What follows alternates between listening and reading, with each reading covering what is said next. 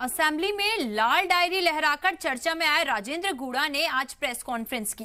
गूड़ा ने इल्जाम लगाया कि उनके ऊपर माफी मांगने का दबाव बनाया जा रहा है।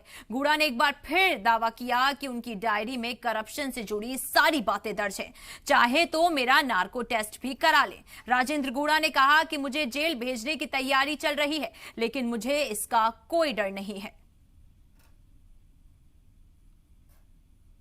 में जिस तरह के करप्शन की सारी बातें लिखी हुई हैं, मैंने आपको एक पॉइंट आज बता दिया, 3 पॉइंट, और इसके बाद में मेरे विश्वस्त के पास ये सारी जानकारियां हैं और समय समय पर परहेज करके और आपको जानकारी देता रहूंगा।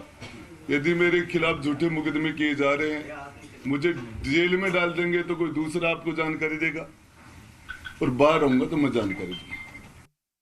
सरकार मुझे ब्लैकमेल कर रही है मुझे मुकदमे लगाए जा रहे हैं, माफी मांगने के लिए कहा जा रहा है और दबाव तो मेरे पर बनाया जा रहा है। मैं तो कुछ झेल रहा हूँ। कौन कह रहा है ये? रंधावा ने माफी मांगने के लिए प्रेस में कहा, आपके सामने बाकी लोग बोल रहे हैं।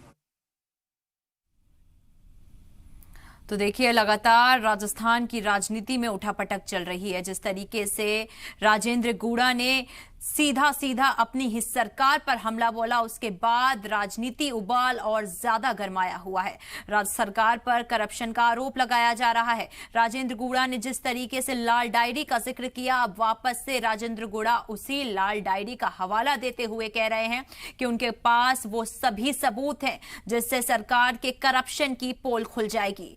तो वहीं राजेंद्र गूड़ा ने यह भी इल्जाम लगाया कि उन्हें जेल भेजने की तैयारी की जा रही है, और अगर वो जेल जाते हैं तो उन्होंने अपने एक ऐसे विश्वसनीय के पास ये लाल डायरी का राज दिया हुआ है जो इनके जाने के बाद उसका राज खोल देगा।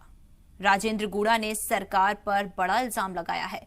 मुख्यमंत्री अशोक गहलोत की सरकार, जिस तरीके से इलेक्शन करीब है, उसके बाद अपनी ही सरकार को घेरते हुए राजेंद्र गूड़ा अपनी ही सरकार से बर्खास्त कर दिए गए राजेंद्र गूड़ा, और उसके बाद अब राजेंद्र गूड़ा ने प्रेस कॉन्फ्रेंस की है। लगातार हमलावर होते जा रहे हैं राजेंद्र गूड़ा।